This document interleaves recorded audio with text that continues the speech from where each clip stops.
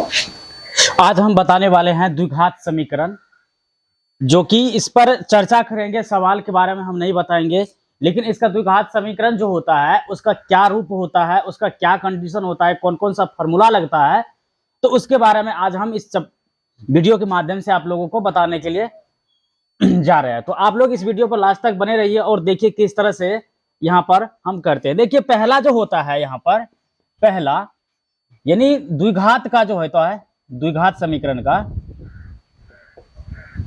द्विघात समीकरण का व्यापक रूप। देखिए द्विघात समीकरण का व्यापक रूप जो होता है इस तरह से होता है कि ax का स्क्वायर प्लस में bx और प्लस में c इक्वल टू 0। अब देखिए बात आपको यहां पर आती है कि द्विघात समीकरण और द्विघात बहुपद, इससे पहले आप लोग पढ़े होंगे। तो उसमें देखिए क्या कंडीशन होता है कि यहां पर जो होता है, एक चीज और जान लीजिए यहां से कि a इक्वल टू नॉट 0, यानी ये a के बराबर, यानी a का मान 0 नहीं होना चाहिए, इसमें b का भी मान 0 नहीं होना चाहिए, c का भी मान 0 नहीं होना चाहिए। ताकि इसका अगर हम यहाँ पर बात करते हैं, अगर इसके बराबर में 0 हो गया, यहाँ पर इसके बराबर में 0 हो गया तो ये द्विघात समीकरण हो गया।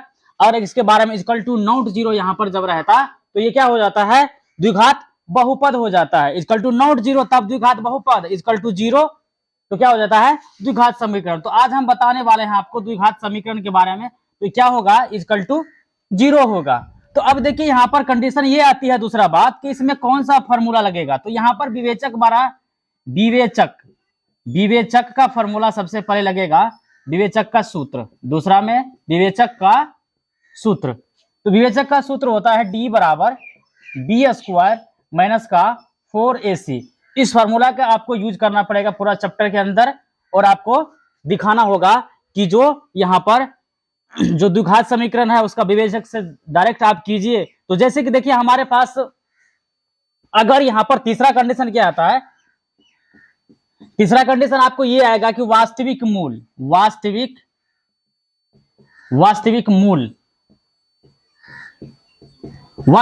किस तरह से यहाँ पर ज्ञात करते हैं। तो यहाँ पर वास्तविक मूल के लिए जो फॉर्मूला होता है, देखिए x बराबर में b माइनस का प्लस माइनस रूट अंदर d होता है और इसके बटे में 2a होता है। अब देखिए वास्तविक मूल के लिए हम इस फॉर्मूला का यूज करते हैं। अब देखिए इसका जो रूप होता है, तो एक बार हम क्या करेंगे, प्लस में लेंगे और एक बार क्या करेंगे, माइनस में, दोनों को लेंगे। फिर देखिए यहाँ पर हम माइनस में लिए हैं, अब प्लस में, एक बार देखिए माइनस प्लस में लिए हैं। अब देखिए यहाँ पर जो लेंगे हम माइनस माइनस में लेंगे और रूट अंदर d बटे 2a।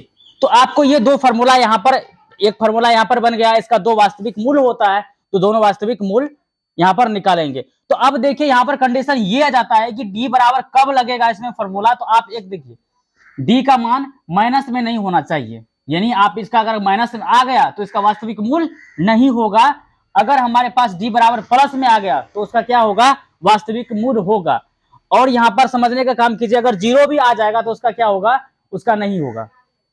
तो यहाँ से अगर 0 हो जाएगा तब भी आ जाएगा, लेकिन इसका मान माइनस में नहीं रहना चाहिए, तो क्या हो जाता है, इसका वास्तविक मूल हो जाता है। तो पहला है देखिए व्यापक रूप ax square plus bx plus में c इक्वल टू 0, और विवेचक d बराबर बी स्क्वायर माइनस 4ac, और वास्तविक मूल x बराबर minus B plus minus root अंदर d बटे 2a। तो मिलते हैं सवाल के माध्यम से, और तब तक के लिए आप इस थ्योरी क्लास को देखिए और समझिए।